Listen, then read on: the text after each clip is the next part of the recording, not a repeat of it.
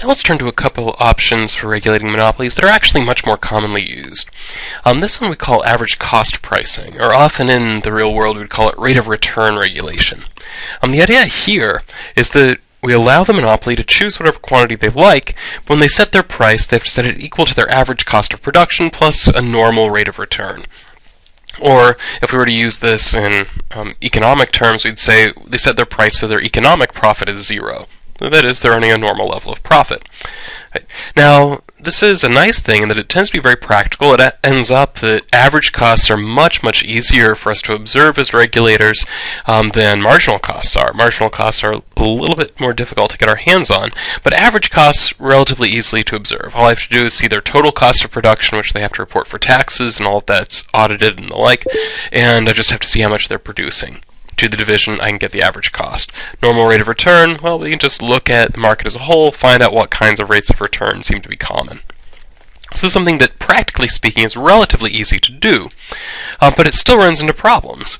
One being it doesn't actually hit the social optimum. There's no reason that there will be any connection between the average cost and the social optimum. The social optimum, after all, is where demand and marginal cost intersect. It's not obvious how this is going to relate to average cost. So we're not actually going to technically solve the problem of the monopoly. Now, often this will result in the monopoly producing a bit more, charging a bit less for the product, but at the same time, there's no guarantee it will even get close to the social optimum. A more serious problem is that this creates a serious incentive to inflate costs. After all, if the price that I can charge is based on my cost of production, you can bet I don't have any incentive to try to be as efficient as possible with that cost.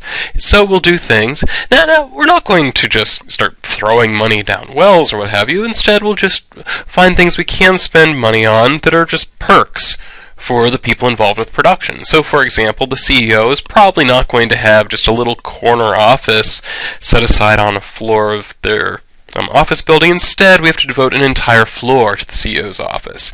We're probably not going to have the board of directors meeting in, say, Akron, Ohio. Instead, the board of directors is going to meet in Honolulu. Right? So, we're talking about just taking on these costs that are not strictly necessary for production at all, but they provide nice perks along the way. And then these costs can just be passed right on to the consumer through the regulation. Since price is equal to average cost plus the normal rate of return, all of these costs are just reflected in prices. And so that's a rather serious problem. We end up with these huge inefficiencies that are a result of this cost-based pricing. Now, one last option is just having public ownership of the monopoly. So the idea here is the government will own and operate the monopoly. So rather than having a private monopoly that's trying to maximize its profits, we have government ownership. So here, and at least in theory, since the government is owning the monopoly, it would have good information about the costs, it would have reasonably okay information about demand, at least as much as can be expected. So it could, in practice, set up effectively a marginal cost pricing scheme. Generally speaking, government operations don't worry that much about taking losses, so it can end up subsidizing, and that may get around some of the political problems with that. So this may solve the information problem. Now the real problem is that it's not clear what the government's incentives actually are. Right? While it may technically be possible for the government under these conditions to pick the social optimum, it's not clear that it will. In fact, it's very believable that it may overproduce for political purposes. So, for example, we might imagine, say the government takes over running the power company. Right? It's very possible, maybe, the government decides it wants to provide cheap power to everybody, then that will make the government more popular, and since the government's more popular, it's more easily elected the next time around and the like. So there's a very clear incentive here to overproduce, to push prices down for these political reasons. So it's not clear that governments are going to end up producing the right amount either. They might produce more than the social optimum, or maybe they'll still produce less. We don't actually know what the government's goal is. And that unpredictability should make most economists a little bit nervous about this potential solution. One view that's out there is the view held by Milton Friedman. He suggested that leaving monopolies unregulated is really the best option from a set of very bad options.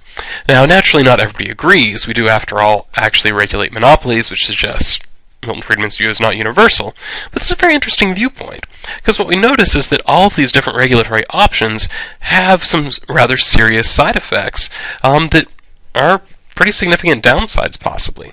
So it might be the best option is just to say we don't live in a perfect world. There isn't actually an available option to make the world perfect that is actually doable. So let's just accept that we don't live in a perfect world and say, well, seems like the best we can do is let the monopoly do what it will. After all, as long as the monopoly isn't protected, there is always the potential for someone to come along and try to dethrone them, and that potential for competition should limit the monopoly, at least to some degree, with what it's doing. So this is one option that is out there, maybe just leaving it unregulated.